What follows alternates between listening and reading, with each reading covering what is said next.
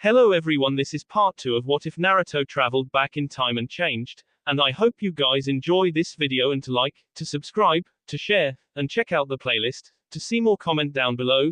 Now let's start the intro. They call me a god.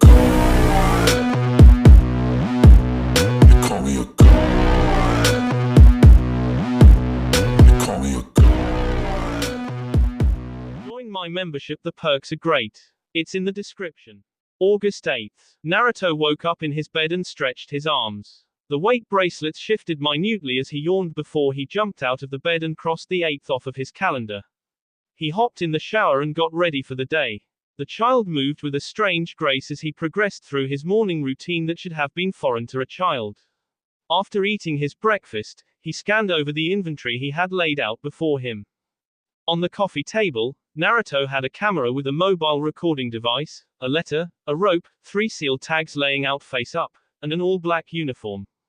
Naruto made sure that the batteries were full in the camera before he set that down and inspected the rope. The rope had generic chakra suppressant seals on it that he was mighty proud of. The first tag he picked up, he looked over thoroughly. It was a barrier seal that was going to protect Hinata, and it could be triggered with remote activation. The second tag was a landmine paralysis seal that Naruto created, and he planned on placing it in front of the barrier.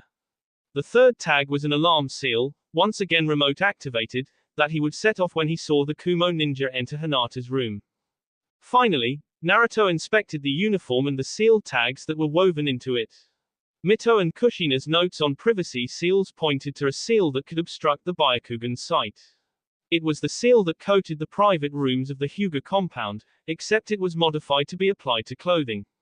Naruto snickered at the thought that Hiashi and the Hyuga elders would flip their lids if they ever discovered these seals could be applied to uniforms. A hanged shadow clone just popped to let Naruto know that the Kumo representative, Kumo's head shinobi, a special lore equivalent to the Jonin commander, was seen entering the Hokage tower. According to his memory, Naruto remembered that a treaty would be signed today, and the representative would be invited to stay at the Hyuga compound. He would take advantage of the treaty and hospitality to put Konoha in a sticky situation that would result in the death of Neji's father. The thoughts about Neji caused a series of flashbacks for Naruto. The battle against the Juubi, Obito and Madara was intense and incredibly difficult. The Allied forces lost nearly a third of their troops in that part of the battle alone. Neji was the first of Naruto's friends to die, and he died while taking a killing blow for Naruto. The image of Neji's smiling face as the caged bird seal disappeared from his forehead was seared into Naruto's memory. Once again, Naruto found it difficult to force the memories out of his mind as he focused on the mission at hand. He thought back to all of his training over the past 10 months and how it would help him for the trial to come. He found the chakra control exercises fall easier than in his previous life, a factor that Kurama attributed to the Mokuton calming his chakra. The bloodline awakened and Naruto felt that it had a great effect on calming Kurama, and himself by proxy. He was able to get the tree climbing exercise down in just over a week and the water walking exercise a month later. Naruto could actually feel the drain on his comparatively tiny chakra reserves and the strain on his rapidly growing coils. Both basic chakra control exercises allowed him to perform shadow clones with a hit from Kurama's chakra, which helped him achieve his training goals for the allotted time period. Naruto used the clone with henge combination to do everything out of the compound for him. He noticed that the search for him had dwindled, but there was a consistent Anbu presence around the clan children's playground. He used a younger version of his female transformation to bond with some of his old friends to keep tabs on them. Hikari, as his friends came to know that transformation, spent time getting to know the clan children and it was easy for her to make friends. The interactions with Ino became easier over time, but the vibrant 5-year-old blonde was just as lively and bossy as Naruto remembered her. Naruto used another transformed clone to assume an older Idini, Rias Maki, the daughter of a weapons merchant that specialized in the sealing arts. Rias was a 16-year-old with long red hair that was a duller shade than traditional Uzumaki. Naruto used this Idini to sell sealing scrolls and explosive tags to the Higurashi weapons shop. Naruto kept his tags simple to prevent too much interest, but he made a decent living selling 20 explosive and 50 sealing tags to the weapons shop per week. Naruto used his business to practice his fuinjutsu and calligraphy while simultaneously turning a profit. He got free sealing supplies from the Higurashi family in return for lower rates on the tags. Naruto used the surplus for his other fuinjutsu exercises, and Rias Maki was building a name for herself due to the increased efficiency of her tags. Roku, Tenten's father, agreed to keep her Idenia secret from everyone except the Hokage, who had already signed off on her explosives permit. Who knew you needed a license to create and sell destructive seals? Naruto considered himself proficient in the Uzumaki, Whirlpool Fist, taijutsu style, and he was ready to test it out against a real opponent. Sparring against shadow clones, who used the same style, didn't exactly paint a proper picture of his proficiency. This didn't stop him from opening every day with taijutsu katas, which he recently added the basics of his father's hummingbird fist into. He was nowhere near fast enough to use the style, but he wanted to get the basic katas down in order to prepare himself. He had managed to be proficient at the level 1 chakra control exercises for wind, water and earth. Water control seemed natural to him after repeatedly doing the Uzumaki control exercises. Earth was an element he never really dabbled in, aside from using the earth style, hiding like a mole technique. His wind element came back easily to him, and it was the first exercise that he got down. He still couldn't muster enough chakra at one time for the second level techniques, but he knew that was only a matter of time. He didn't know how to manifest Mokuton since he had no scrolls, but through experimentation he could grow small plants, flowers and trees. He started by separating his right side into earth chakra nature and his left side into water. He used meditation to steadily fuse the two in his central core, the heart for those that didn't know, and he would continually experiment with his clones in the training ground. He couldn't help but think that Ino would love his new ability, and in time he would share his ability with Ino in her flower shop. If she saw his garden, he would be sure to catch her attention early on and take her attention off Sasuke team. After Naruto broke himself out of his reflections, he forced himself out into the gardens to calm his mind.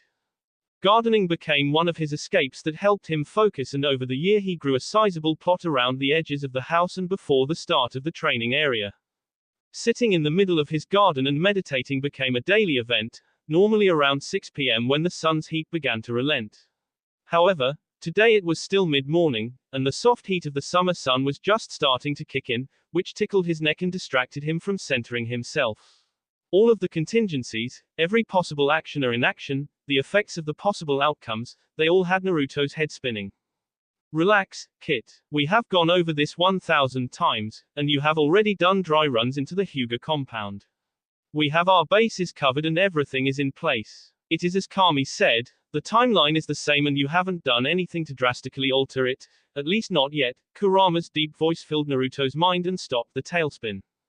Yeah, Q, well I can't help but be nervous. It isn't even really about the Kumo ninja, it is more about the possibility of discovery and how this will change the future.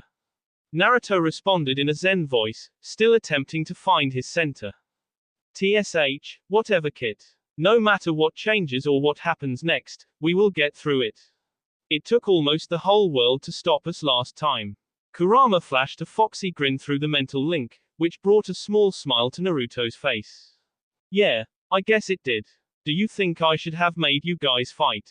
I know you wanted to, but would it have changed anything? I mean, if I used the Biju instead of making you promise not to intervene, then it would have proven them right, even if we won. Kit, you have spun yourself in circles on this point. For what it's worth, I wanted to fight and so did the other Biju, but you were incorrect. If you used us back then to force any resolution, then you would have proven the Uchiha bastard right. That is neither here nor there because that choice alone showed me that I made the correct decision in trusting you. Your friends knew it too, which is why they always stood behind you through the worst of times. Yeah, it doesn't make it any easier to stomach. When my Hikari transformation goes to the park and sees all of my old friends there, the memories just come back so strong. Q. It hurts so good to see them alive again, but I must deceive them and put on an act just to be near them again. Kurama knew the negative effects being around his previously lost loved ones was having on his partner. The more he used the disguised clones, the more his personality truly fractured, but the Kit didn't need to worry about that right now. Now, The kit needed to focus, so Kurama directed his partner. He threw on his old tone and forced out the words. Look, brat, you are in a tough position, but the Uzumaki Naruto I know doesn't roll over because things are hard. He lowers his head and pushes through. When in doubt, just remember that. We have 11 or 12 years to make the key changes, and we will make them when the time is right. That being said, it all starts today, so swallow your doubt, grab your nuts and just get it done. 12 hours later, 10 p.m., Hyuga compound. Hiashi had played his role of the distinguished Hyuga dignitary well and he had just escorted the Kumo ambassador to his room. His clan had acted honorably, and this would all be over tomorrow. He couldn't shake the feeling that something was wrong and knew he wouldn't be able to get to sleep. He retired to his study for a glass of sake and a bit of paperwork to occupy his mind. Around 11 p.m., he finally felt the pull of the sake and retired to his chamber after checking on his daughters one last time. Kami, did he miss Hitomi at times like this? Dodai, the Kumo ambassador, was feigning sleep in his admittedly nice guest room in the Hyuga compound. Another hour or so and things should begin to settle in the compound. He would get up and get dressed in 30 minutes, get the distractions set up and then complete his objective. He knew that failure was not an option, especially when he was this deep behind enemy lines. He would just have to soldier through until he reached the border of Fire Country, then he would be rewarded for his efforts. It didn't matter that a new raikage was installed, he still had his orders from the third raikage and he planned to carry them out. For the glory of Kumogakure. Naruto and multiple shadow clones were in position all around the Hyuga compound at 10 p.m. The compound was just as easy to infiltrate as he remembered, except this time he was equipped in an actual stealth uniform rather than a glowing, orange jumpsuit. He admittedly missed his old jumpsuit, but that was more for nostalgia's sake than anything else. He was again shook off his distracting thoughts and watched Hiashi check on the girls for the last time. He created and rapidly dispelled a shadow clone to transfer the information to the other clones positioned throughout the Hyuga compound. Less than 30 seconds later, the clone responsible for monitoring the ambassador did the same and let Naruto know that the coast was all clear. Well, this is it, Q, wish me luck. Naruto thought. Kurama was resting in the mindscape with his eyes closed, which allowed him to see through his human partner's eyes. You don't need luck, Kit, just get it done. Naruto accepted the motivational speech from the great Kitsune and left the shelter of the cherry tree that was in the Hyuga's courtyard. He made his way slowly around the pond toward the main house, which was fashioned in the style of an old Japanese mansion with sliding rice paper doors and other decorative features. He made it to the door of the compound, climbed up the wall and positioned himself in the shadows in the corner of the roof overhang. 2 minutes later, he watched two Hyuga guards walk under him as they continued the usual patrol route. Once the guards were a safe distance away, Naruto dropped silently to the floor and slid the rice paper door open just enough to allow himself entry into the corridor that went to the bedrooms. He moved silently and stealthily for the 128 feet to Hinata's bedroom and waited at her door. He stilled his breathing and focused his senses, which allowed him to feel the sleeping form of Hinata. After taking a steadying breath, Naruto slid the door open and entered her room as quickly as he could. He had seen Hinata a couple of times at the playground through the Hikari transformation and he had gotten used to the flashbacks that would commonly occur when he interacted with the shy heiress. It was admittedly funny to Naruto that the little Hyuga girl didn't faint whenever she talked to Hikari since that was all she did for the first 16 years of Naruto's previous life. That or attempt to create new shades of red every time Naruto talked to her. Distractions aside, Naruto unsealed the items that he had prepared for the night and set to work. In the corner of the room, just over the door, Naruto set up the security camera. He tried his best to make it seem like it was a standard security measure and he applied it with a chakra glue before he angled the device toward Hinata's bed. He then went toward Hinata's bed and placed the barrier seal, which would hold off the intruder in the event that the paralysis seal didn't work. It would stand up to an ranked jutsu, which Naruto was sure the Kumo ninja wouldn't use in the middle of the Hyuga compound while trying to remain undetected. After angling the tag, he activated the barrier to isolate Hinata's whole bed from the rest of the room. He then took the paralysis tag and went back to the door. He traced what he imagined would be the Kumo nin's path and he knew that he would need to let him get close enough to Hinata to show his intent. He would likely attempt to gag her and tie up her hands first, so Naruto positioned the paralysis tag towards the head of the bed and 2 feet in front of the barrier. That should work. The last tag he set up was an alarm seal, which would make a shitload of noise and bring the Hyugas raining down. The tag was really simple, and he decided not to put it too close to Hinata, since it would likely deafen the poor girl. He positioned it over a side table that was pressed against the wall and primed the tag for activation. After that, he placed the letter in a visible place underneath the alarm seal and made sure the "read this Hiashi before you do anything stupid" was placed facing out. With everything in place, Naruto checked his father's old watch and saw that it was 11:28 p.m. and he knew that he needed to get out. He cracked the door and calmed his senses to sense around the mansion. His scouting was disrupted by the memories of one of his scout clones, so he closed his eyes and rapidly reviewed the memories. The Kumo ambassador was on the move and Naruto needed to make himself scarce. Without further hesitation, Naruto opened and closed Hinata's door and began the 128-foot trek back to the door to the courtyard. It took him less than a minute to get outside, but his senses went off, so he was forced to hide in the shadows under the porch. Dodai's eyes snapped open, and he began to prepare. He checked his watch and saw that it was 11:20 p.m. and the Hyuga patrol had just passed his guest room. He sprung out of bed and unsealed the uniform that he had prepared for this operation. It was a full, black bodysuit complete with a black ski mask with eye holes. It looked so cheesy, but the classics were classics for a reason. After dressing, he checked on the remote activation explosive tags, duffel bag, gag and rope that he would need to complete his mission. He tucked the items into a pocket on his right leg and exited his room at 11:25 p.m. Dodai crept through the Hyuga compound and out into the courtyard. He slapped 5 explosive tags as he went and primed them for remote activation. He smirked under his mask at the thought of blowing some of these smug Hyuga bastards up. With the high-yield tags in place, Dodai crept through the shadows and onto the porch that would allow him into the bedroom area of the main house.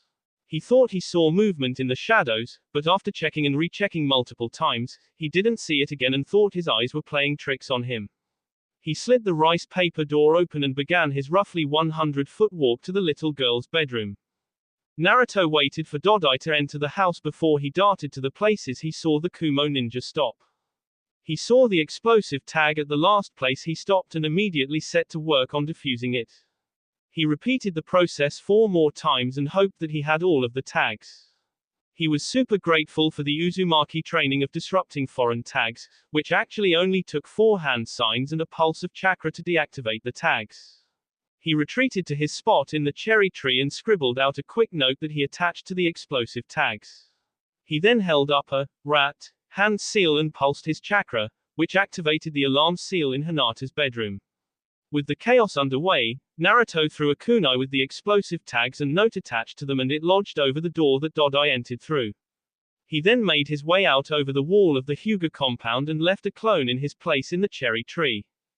Hiashi was in a panic. He didn't recognize the alarm that was going off, but he knew it was coming from his compound. After tying his sleeping gown and activating his Byakugan, he immediately left his room to investigate the cause of the noise. He followed the blaring alarm until he could tell it was coming from his daughter's room, which filled his heart with dread. Outside of the room, 2 Hyuga branch members were standing at the door and looking into the room. Hiashi pushed them aside and entered Hinata's room, and the alarm seal almost immediately deactivated. Everyone was so distracted that the tiny puff of smoke in the corner of the room didn't register. Hiashi froze upon entering his daughter's room because his Byakugan saw a barrier erected in front of his daughter's bed with his daughter looking terrified on her bed with her knees clutched to her chest. The barrier was translucent, but the all-seeing eyes saw it clear as day. With a slight bit of hesitation, Hiashi approached the barrier seal, but he didn't know enough about the barrier to rip the tag off.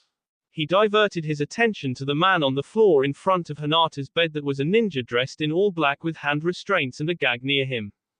Hiashi could see the duffel bag that the Kumo ninja had in his pocket and was filled with rage, but the calming hands of his brother Hisashi stopped him from acting rashly. Easy, brother. You must think this through. It appears we had a secret helper and Hinata is in no immediate danger. I found this letter underneath the alarm tag, Hisashi said in a calming and even voice. Hiashi took the letter and near face vaulted at the Read this, Hiyashi, before you do anything stupid. He slowly opened the letter and began to read. To Hiyashi Hyuga, head of the Hyuga clan. I discovered the plans of the third Raikage to kidnap an unmarked Hyuga. When I heard about the treaty, I knew they might try something like this. Do not hurt the ambassador and be sure to double-check him for suicide options.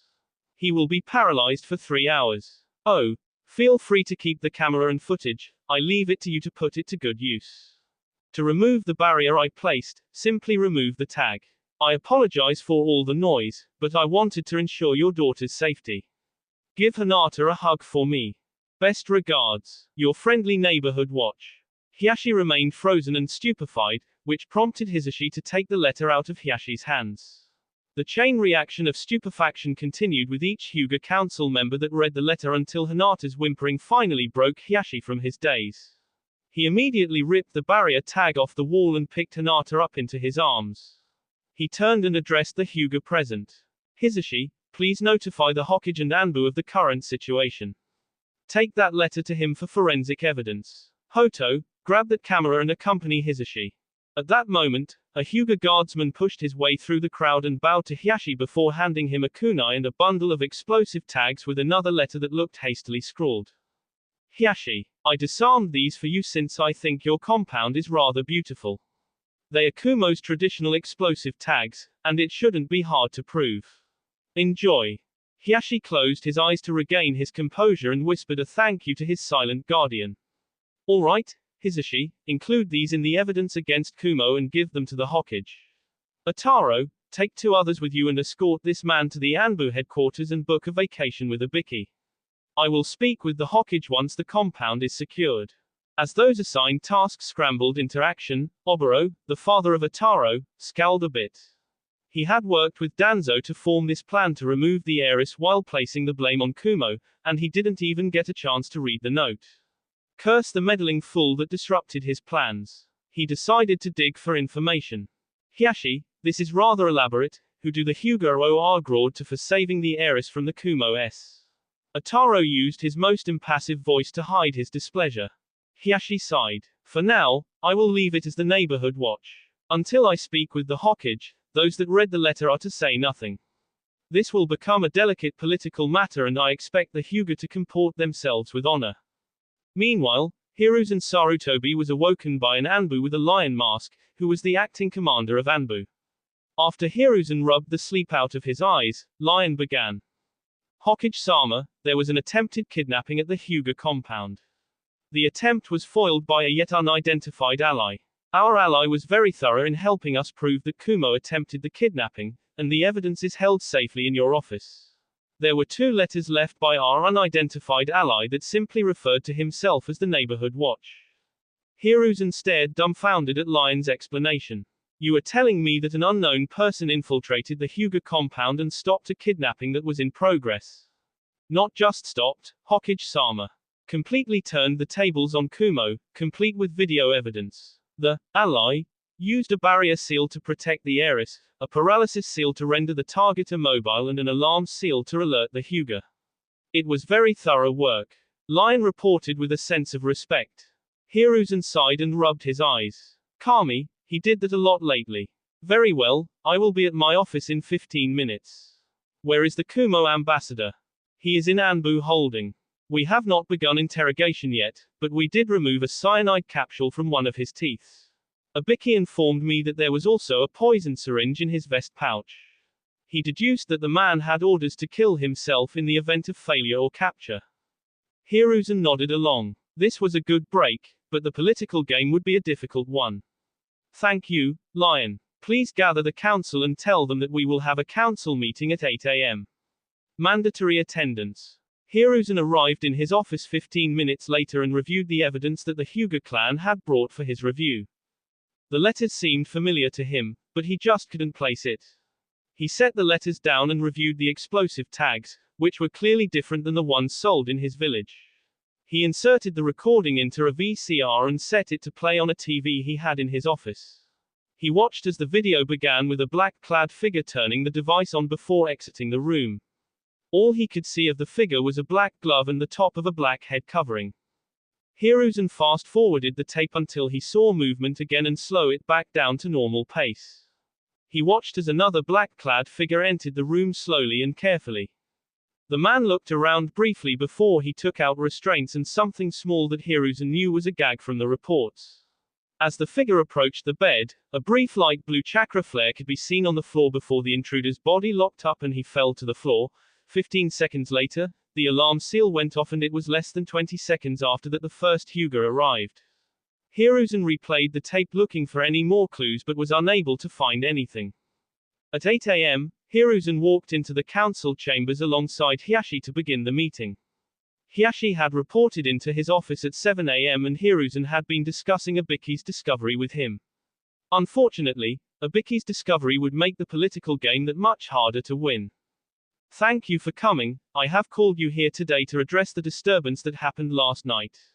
Around midnight, the Kumo ambassador was caught attempting to kidnap the Hyuga heiress. This attempt was foiled by a yet unknown third party that went out of their way to make sure that we had as much evidence as possible to back up our allegations. Through a mindwalk and interrogation, Abiki and Inoiki Yamanaka made some further discoveries.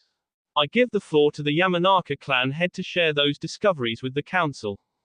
Inoiki stood as the council chambers broke out in subdued discussions, but the noise came to a halt as Inoiki cleared his throat. It was clear that the Yamanaka hadn't gotten much sleep before his duties ripped him from his bed last night.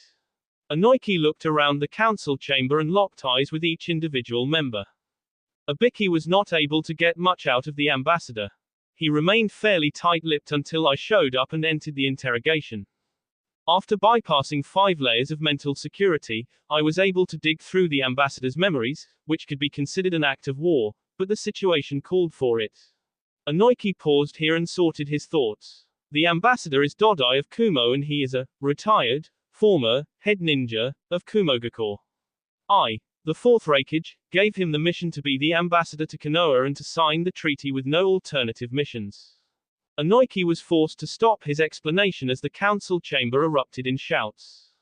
Hiashi had a sincerely pissed-off look on his face, but he managed to remain quiet. The elders exchanged meaningful looks and anyone that knew Danzo could tell that something had upset him greatly. The shinobi clan heads were holding disbelieving conversations in between themselves while the civilians shouted incomprehensibly. Eventually, Hiruzen got sick of the racket and flared his ki to restore order to the council. In a firm tone, Hiruzen spoke to the council, "Please continue, Inoiki." Inoiki bowed in Grodd to the Hokage and continued his explanation. Dodai was operating on defunct orders of the 3rd Raikage. They called it Operation Blind Eye, which was a similar operation to Operation Whirlpool Princess that the 4th foiled nearly 10 years ago. The 3rd Raikage gave Dodai standing orders to secure bloodlines for Kumo and so it appears Dodai took it on himself to add this side mission. That is everything relevant to the attempted kidnapping. Inoiki sat back down and let the council mull over the information. Muttering broke out until the click of a cane silenced the council. Danzo knew that he had to regain some semblance of control and get something out of this. He worked with Dodai in order to get a just cause for war. Kumo was gaining strength too rapidly under Ai and his agents informed him that they would actually become a threat to Konoha in less than 10 years, especially with the Kyuubi Jinchuriki still missing. Danzo shelved his thoughts and addressed the council. We cannot let this incident stand. Kumo was clearly testing our strength after the Kyuubi attack. This was an act of war, and we should respond in kind. It is now more important than ever to locate the Kyuubi Jinchuriki and train it into Konoha's ultimate weapon. Otherwise, Kumo's 2 Jinchuriki would cause untold casualties to our forces. Danzo's firm and gruff voice sent a shiver of fearful anticipation through the council. Hiruzen ignored the mutterings and shut this shit down before it got the chance to get off the floor. That is enough of that, Danzo. War is not an option we are willing to consider. Furthermore, even if we found Naruto-kun, the boy is only 5 and would be unable to fight a Jonin, even with the Kyuubi's power. I believe we use this incident to rework the treaty into our favor and ensure that we get a longer-lasting peace out of it.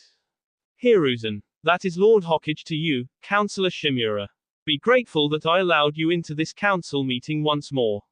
Your opinion has been heard and it is completely idiotic. We are 5 years out from losing nearly 40% of our forces. The village has recovered, but we are nowhere near fighting strength. Now sit down, shut up and listen. The god of shinobi roared, which left the room in a state of stunned silence. Danzo sat down, not even attempting to hide the scowl on his face. The council meeting continued with unproductive discussion before clapping came out of the corner of the council chamber. Every head in the room turned to the clapping and Anbu landed in a protective position in front of the Hokage. Everyone watched as a nondescript teenage boy walked out of the shadows, still clapping as he walked into the center of the council. The boy looked to be 14 with neatly kept and parted brown hair, glasses and a lean build. After stopping in the middle of the council chamber and being surrounded by Anbu, the boy looked unconcerned and looked at the Hokage. Look, old man, I am just a clone sent with a message. If these dingbats want to kill me, then go ahead and you will not get my message. The boy said in a completely nonchalant tone. Hiruzen waved his hand and the Anbu stood down and sheathed their weapons, but still surrounded the intruder. Hiruzen fixed the boy with a stern glare before he spoke. Who are you and why have you intruded on our council meeting? The boy pushed his glasses up onto the bridge of his nose and looked over at Hiashi. I hope everything is well at the compound, Lord Hyuga. Hiashi simply nodded at the strange boy. Very good, well, for this council, you may refer to me as Mastermind. Let's say that I work for the neighborhood watch for the time being. I invited myself in because I do not trust this council to not completely everything up. Simple as that. The boy ended with a nonchalant shrug. This statement of course upset the council and earned many shrill screeches from the civilian side while the shinobi were each watching the boy carefully. They found him more intriguing than threatening and they wanted to know what he had to say. After the Hokage calmed down the civilian side, he fixed a reproachful gaze on the boy. I am being generous enough to let you speak, but I would ask that you show the proper respect. These are the representative leaders of this village, and they deserve respect. Hiruzen's tone was chiding, like he was talking to a child. Mastermind shrugged again. Respect is earned and not given. This village council has done very little to earn my respect, especially when it comes to the bandaged geriatric there. The boy paused here to shoot a taunting smirk at Danzo, who could be seen trying to hold in the steam that was threatening to escape from his ears and nostrils. Alright, enough fun. Look, we didn't go through all the planning and trouble of thwarting this attempted kidnapping to let you guys go to war over it. As Inoiki-san says, the fourth Raikage isn't even aware that his ambassador was doing this. Inform have him come here and apologize to the Hyuga and rework the treaty so that the eye for an eye clause is taken out of it. That clause was poorly written and only serves to escalate tensions. Wouldn't it be fun if you could maybe get a student swap out of it? Say, maybe for 6th-year students to have an exchange program that would promote foreign relations instead of undermining them. Anyway, that's not my decision, but it is food for thought. The adults in the council room remained stunned and the silence was deafening. The boy's completely nonchalant attitude was off-putting and had the council on its heels. Hiruzen took command of the situation once again. If we have done little to earn your respect, why go so far to help us?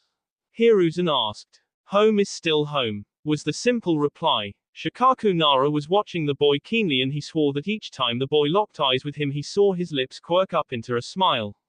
Well, it was time to test his genius mind and put it to work. How did you know that the ambassador planned to betray us? The boy aired his head and smiled openly at Shikaku. It was as if he knew the Jonin commander and head strategist of Konoha. That's a secret. Maybe I will share more if you tell me why you are so lazy that you let these boneheads put forth stupid idea after stupid idea when you know it will completely backfire. Shikaku sighed, troublesome. I am lazy because these people are too troublesome, and I am only one vote. Do you enjoy repeatedly banging your head against a wall? That is what it would be like if I attempted to stop them from being troublesome. Suminazuka was seated next to Inoiki, and she was snickering at her friend's comment because she knew it was so true and it was too funny to hear him say it out loud. The civilians really didn't take the insults well and they continued to disrupt the meeting for 5 or so minutes before order was restored. The boy was laughing until the civilian council attempted to break their previous decibel record, which prompted the clone boy to clear one of his ears out with his pinky. Well, Mr. Shikaku, since you answered my question, let's say that the neighborhood watch has some abilities. We know things that are happening around the elemental nations that don't really need to happen. So, we are just going to get in the way a little bit. The boy was holding his thumb and index finger just a little bit apart. While Shikaku processed the boy's words, Hiruzen was trying to put some pieces together in his mind. The boy seemed familiar, yet completely unfamiliar, at the same time. It was like a combination of two people that he used to know. He decided to re-enter the conversation here. And what gives you the right to meddle in the affairs of the elemental nations? Hiruzen asked in a cold tone. Once again, Mastermind shrugged, and his emerald eyes gleamed with mischief as he met Hiruzen's gaze. Right is right and wrong is wrong. Or would you have preferred that I let Dodai get away with the Hyuga heiress? When people look to start fires, the neighborhood watch is going to put them out before they can do too much damage. Mastermind's eyes moved and locked onto Danzo as he said the last part, which deepened the bandaged man's scowl. Fugaku Uchiha finally stood up here, having had enough of the cheeky brat. His Sharingan was active as he shouted at the boy. You have no such right. The Uchiha police force maintains order in this village. The daimyos maintain order in their nations. You are a nobody, and you have no right. The boy's posture grew firm, and his mischievous gaze turned cold as he turned to Fugaku. Turn your monkey marbles off before I find a way to turn them off for you. You claim to uphold order, but our research showed me that you pretty much suck at that. Officers taking bribes to look the other way, crime has risen 12% year-on-year since the Kyuubi attack. The Uchiha are moved from a central position in the village to the outskirts. I would tell your elders to calm down and think rationally before they act, by the way.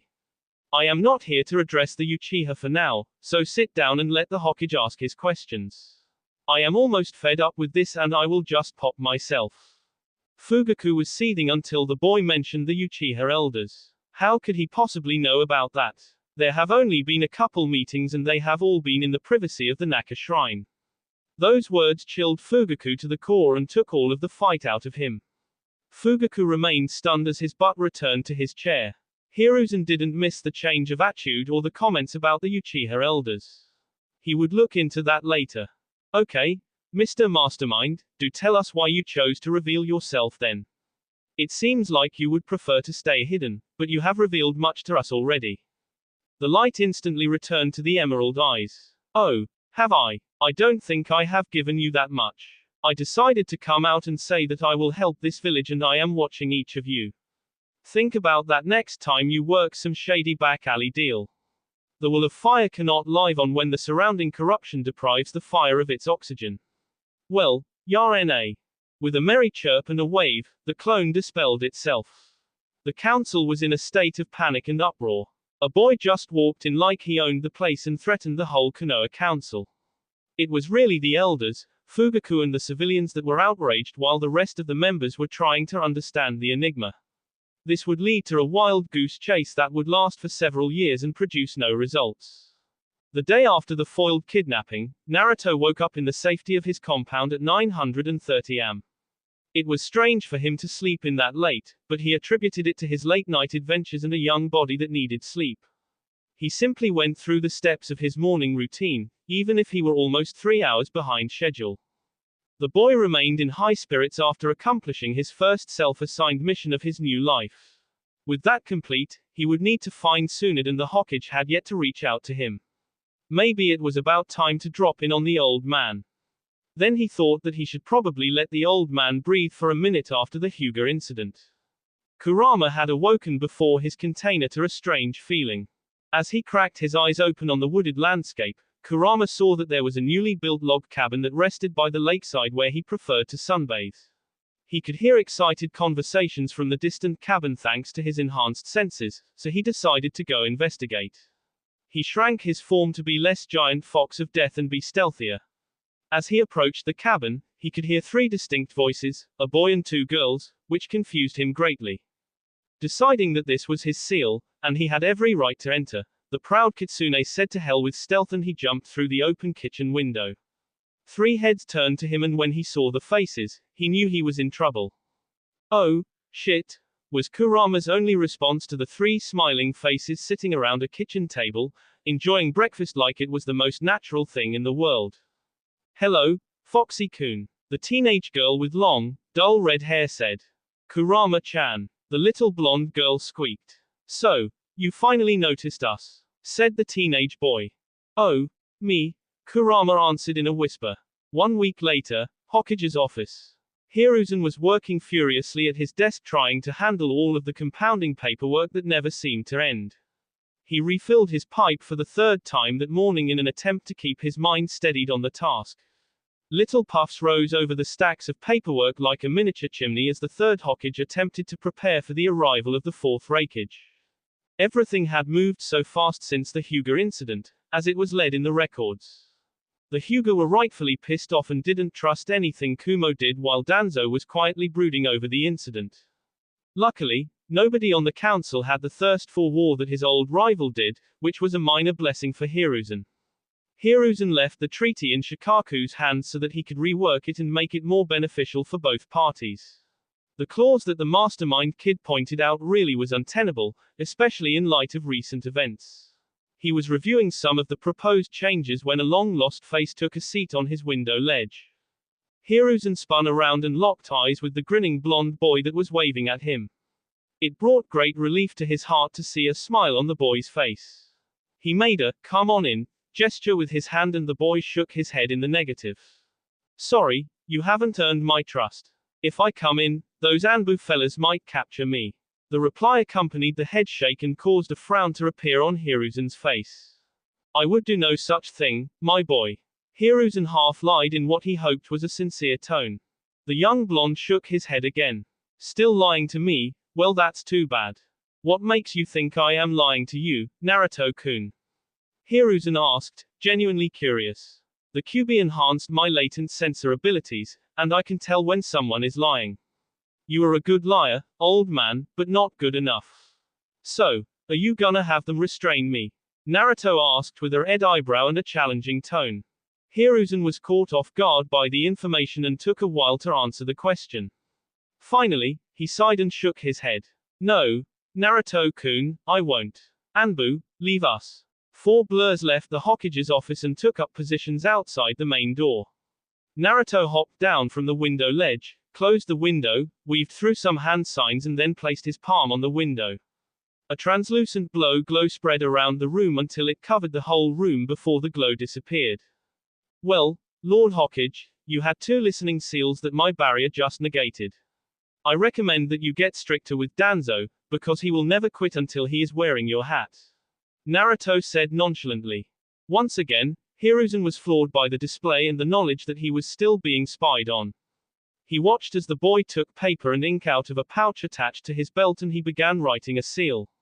After 2 minutes, Naruto handed the seal to the Hokage. "Use this, I am sure your Fuinjutsu is good enough to replicate it. It will give you true privacy and uncover any listening devices in the room." Hiruzen picked the seal up and inspected it thoroughly. It was a great privacy seal with many additional features that he had never seen before.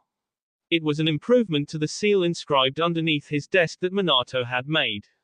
This just brought more questions to the front of his mind. "I am grateful for this, Naruto, but this just brings up more questions," Hiruzen said cautiously. "I know, old man. Before I share mine, tell me if you found Tsunade, please," Naruto replied. "Why do you want to know where my errant student is? Why wouldn't I want to know where one of my last 2 family members is?" Naruto shot back. How did you know she is family?" Hiruzen couldn't hide the surprise in his tone. "Old man, I already told you that you need to answer first." Naruto fixed a firm gaze on the Hokage and Hiruzen was surprised by the look in his eyes. Those eyes didn't belong in a 5-year-old. Those eyes belonged to those who had seen too much, which filled Hiruzen's heart with sadness. After a minute's stare off, Hiruzen finally sighed and relented. "Tsunade is up near Tanzaku Gai. She should be there in 2 weeks for the annual poker tournament. Now will you answer my question?" "Well, old man, I will tell you this. My father was a genius, and so is the QB for that matter." Naruto held up a hand to stop Hiruzen's freak out. "During that lovely beating on my 4th birthday, a part of the seal activated, and I met my father, or rather a sealed bit of his chakra. When I told him about my life, he decided to intervene and he passed on his knowledge of Fuinjutsu to me, awakened my chakra and told me where I would be safe in the village. Hiruzen's eyes lost their fire. His successor knew how badly he had failed his legacy and how his dying wish was completely stomped on. I am sorry, Naruto-kun.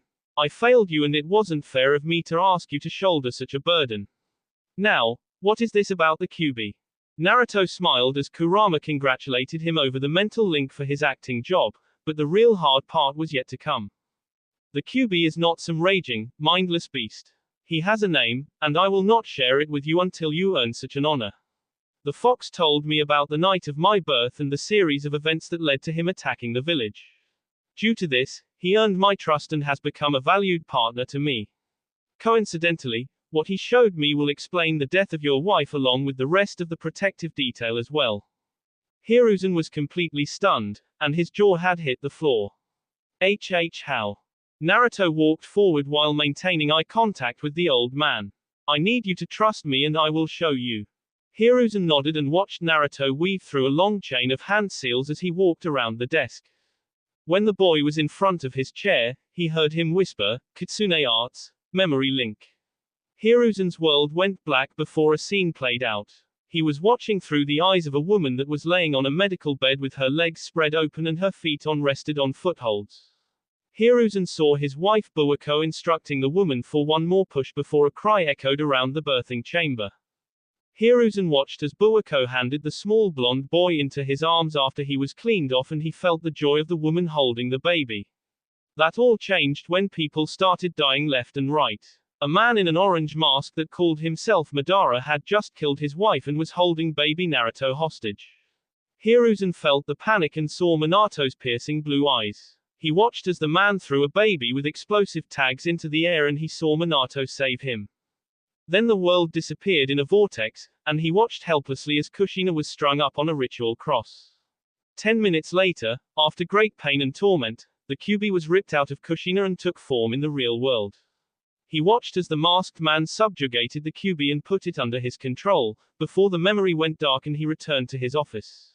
Hiruzen gasped and tried to suppress the residual panic that was still coursing through his body. Calm, deep, azure blue eyes locked with his own and brought him back to his senses. There is more that the fox has shared with me, but that is all you need to see. Suffice to say that I trust him completely and so did my father's chakra imprint after talking to him. He is my partner, and he has done more for me than anyone in this village. That being said, I do not wish to talk about the Kyuubi any further. The seal is fine and all I want to do is find my grandmother. If Hiruzen could be any more stunned than he would be at major risk of a heart attack. GG grandmother. Yes, Minato Namikaze was the lost son of Tsunade Senju and Jiraiya. The fox believes that Jiraiya is also a Senju, but that has yet to be proven. That is why I will be going to Tanzaku Gai to find Tsunade and inform her of this. I will spend the rest of my childhood with her, outside of this village, and I will return for the last semester of the academy. Do this for me and you will have regained my trust. My boy, what happened to you? You do not talk or think like a child anymore, if I may be so frank. Somehow, that question escaped Hiruzen's stupefied mind before he could reel it in. A sad look flitted across Naruto's face. Old man, I am not sure how to respond to that. I guess you could say life forced me to grow up too quickly and whatever my father did finished the rest of that particular job. Hiruzen's face mirrored the saddened expression on Naruto's. Why do you wish to leave the village? Why not have Tsunade come here? Since you know your father, you should know that he and your mother had many enemies. Oh, save me that old spiel. That so-called reason that you lied to me and hid my identity away before throwing me in an orphanage while denying me my safety, happiness and inheritance.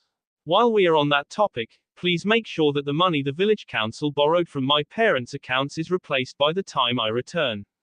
If it is not, I will inform Lord Kinji that my parents' property was stolen from me. Hiruzen held up his hands. Naruto, we never took money. Yes you did. According to the banking records, which I accessed with the help of my parents' journals, a total of $7 million and change was taken out of my parents' accounts by the village council. I have copies of said records and I will be handing them directly to Lord Kinji should the money not be returned in the next 8 years. I will look into it, my boy. Please do not involve the fire daimyo in this matter. Hiruzen pleaded. Oh ho, scared of a little accountability.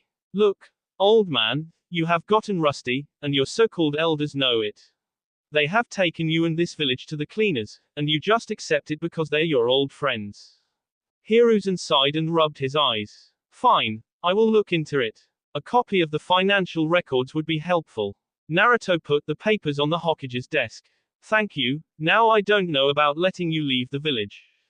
Naruto held up his hand again and a look of rage spread across his childish face. Enough. I am going to find my grandma and I will not make her come back to face her demons until I have helped her heal from them. I am not an adult, I am not a citizen, and I quite frankly don't belong to you. Sure, I am your Jinchuriki, but don't think for a second that I will let you control my life like some tool or weapon. I am going to Tsunade, and I simply gave you the courtesy of informing you. Trust me, old man, this village needs time to heal, and I need a chance to grow in a place where I don't feel like I need to hide. If you want a fun challenge, henjin to me for a day and walk around the village. Make sure to wear that orange jumpsuit too. I bet you can't make it through a whole day in my shoes. Hiruzen noticed the tears brimming in the boy's eyes and he saw the struggle to hold them at bay. Finally, he sighed and relented. Fine, my boy, but I will be sending an Anbu with you to escort you to Tanzaku Gai. Naruto nodded, I will give you that much. You may have Inu, and only Inu, escort me. Hiruzen cast a penetrating gaze upon Naruto. Why Inu? Why wouldn't I want my father's only remaining student to be the one to escort me? Was the snappy response. Hiruzen began rubbing his temples. Did Minato really have to cause him this much trouble? Fine, but understand that his Idini needs to remain a secret. He is my best Anbu operative, and I cannot have him compromised. Mum is the word, old man. Have him at the front gates in 2 days at 7 a.m. and tell him not to be late. Naruto said over his shoulder as he started walking away. Naruto, wait, where are you going? Hiruzen asked. You're telling me the professor hasn't figured it out yet? Naruto answered with a sly grin on his face. Why you got into your parents' compound? Hiruzen stuttered out. Yup, and that reminds me, did my parents leave anything with you to give to me? Hiruzen rose, removed the portrait of the fourth Hokage and placed his hand on a seal that was underneath the picture. 2 scrolls popped out and he handed them to Naruto. These were their last wills. They are standard letters that shinobi and kunoichi write to pass on to their next of kin. I recovered, Benihime, your mother's sword after the attack and sealed it into the bottom of her letter. Since you have already gotten into the compound, you have the rest of your inheritance. Thanks, old man, Naruto whispered as he reverently took the 2 scrolls. In return for this, would you like to know my dad's secret to conquering paperwork? Hiruzen froze mid-step as he was returning to his chair, turned around in a mechanical way and fell to his knees.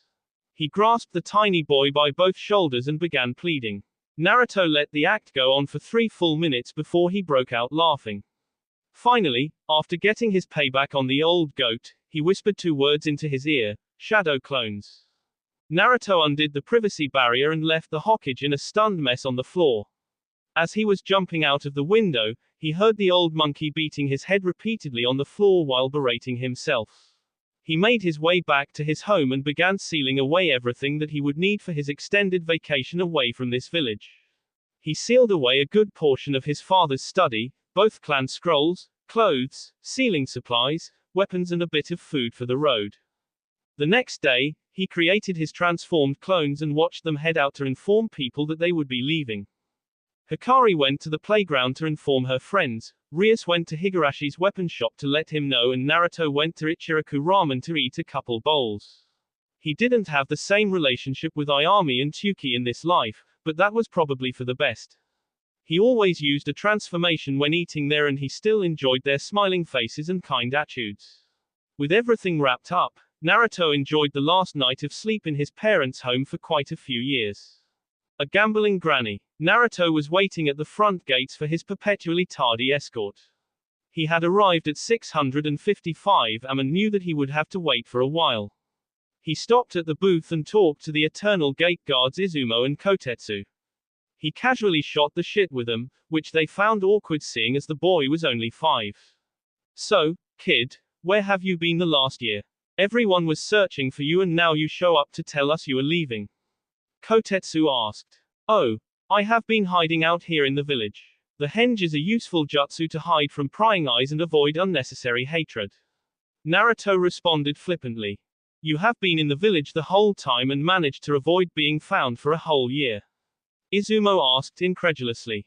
Yup, I found a nice hidey hole and stuck it out while I trained myself up a bit. So, Kakashi was supposed to be here at 7 a.m., what time do you think he will actually show up? Izumo laughed at that. Kid, you would be lucky if he was here before noon. Naruto frowned at that because he knew Izumo was right. Do you two know where he usually hangs out or where he lives? Kotetsu looked contemplative before answering. Well, he is at the Memorial Stone a lot, but he must live in the Anbu barracks, so you wouldn't be able to get in there. Naruto crossed his fingers and created 2 shadow clones that darted off to locate the errant and tardy Kakashi. This drew incredulous looks from the 2 gate guards. Oi, brat, were those shadow clones? Kotetsu asked with his face marred with a mix of shock and awe. Yup, was the simple reply. Holy shit, kid, where and how did you learn that? Izumo asked. Naruto tapped a finger on his chin and hummed. I don't feel like telling you. The 2 gate guards face vaulted but let it go. They continued to talk with Naruto for another 10 minutes before they saw Kakashi looking exasperated as he was being dragged by the hand to the gate. When he looked up and saw another Naruto, his lone eye widened in shock. The pair finally made it to the trio at the gate. Boss, this guy is a pain in the ass. You deal with him, the clone said before popping out of existence. Seeing Kakashi again in person caused a flood of memories to hit Naruto and he couldn't hide the brief flicker of pain that shot across his face as his eyes went hazy for a few seconds. Flashback, River Country, 1 year after Kaguya. Naruto, Kakashi, Rock Lee and Kankuro were looking for a lost team in River Country. The country stood in between the land of wind and the land of fire, and it was previously controlled by a different daimyo. The daimyo of River had requested assistance from the resistance based out of Sunagakure because Konoha was beginning to get more aggressive. The previous team sent here was a scouting team that was meant to see what was going on in the capital of River Country.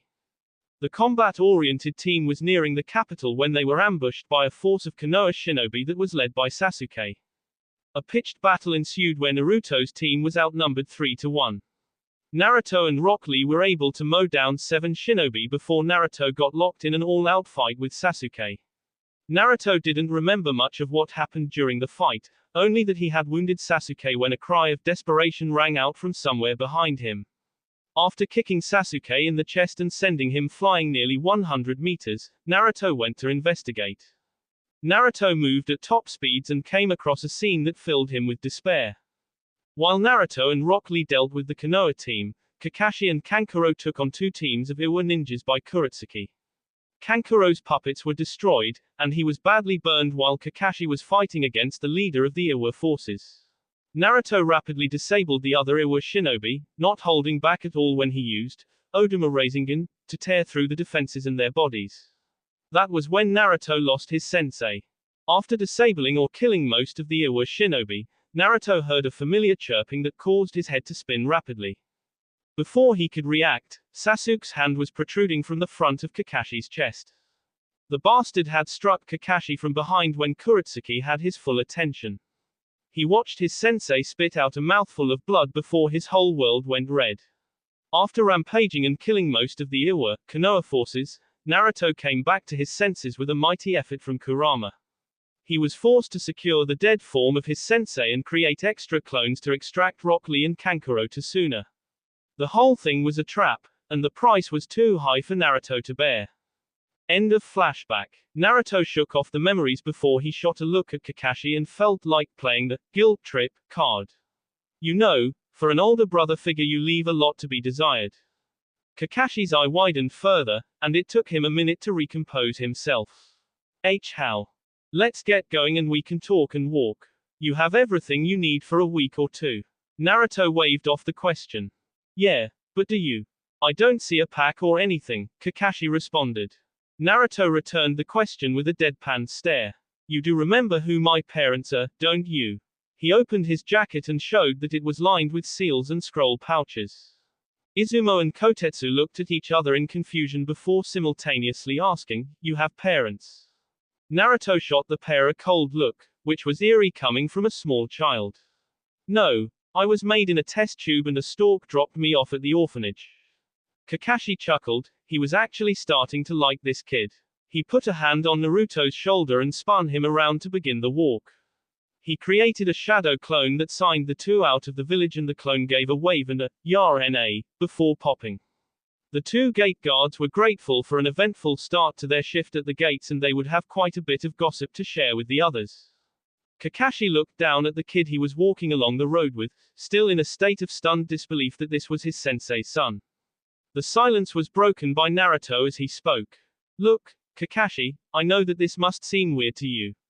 I don't know what the Hokage told you, so I will tell you what I can." Kakashi smiled down at the child. "I would appreciate that, Naruto. Basically, during a beating on my 4th birthday, a seal activated, and my father helped me escape the mob. He guided me to his house, where I have stayed for the last year. His chakra lasted for roughly 2 hours where we used the time to talk and catch up. He was beyond enraged with the village and the Hokage and he did some jutsu that gave his knowledge to me. I used this year to make that knowledge my own." Kakashi listened, truly amazed, as the boy broke it down for him. Of course, he didn't know that this was the practiced lie and explanation he carefully crafted to avoid too much suspicion. Naruto continued to explain how he read and learned from his parents' journals and that is how he knew who Kakashi was. He explained about the night of his birth and his relationship with Kyuubi. Naruto grew to trust Kakashi implicitly in his last life, despite the man's failings, and he wanted to have a better relationship in this one. After Naruto finished his explanation, Kakashi kept walking in quiet contemplation. Finally, Kakashi spoke in a whisper, "Naruto, I am sorry I wasn't there for you. You are my little brother in all but blood and I simply followed orders and used that as an excuse not to confront my pain. That left you alone and I couldn't even protect you from the villagers. Don't worry about it, big brother. I forgive you, but I expect you to do better in the future." Kakashi tilted his head and looked at the small child for a further explanation. "What I mean to say is that I want you to reach your potential. I want a strong sensei when I come back to the village, and I want you to be that sensei. You are one of the few people I trust in that village and if you are going to be my role model then I expect you to live up to such a Kakashi mulled over that for a bit. "Naruto, I don't mean to brag, but I am already one of the strongest shinobi in the village." Naruto interrupted him, "And you can be so much more. Your tardiness, your fixation on the memorial stone, your lax attitude and other, more questionable hobbies, those are things I could live without. How do you know so much about me?"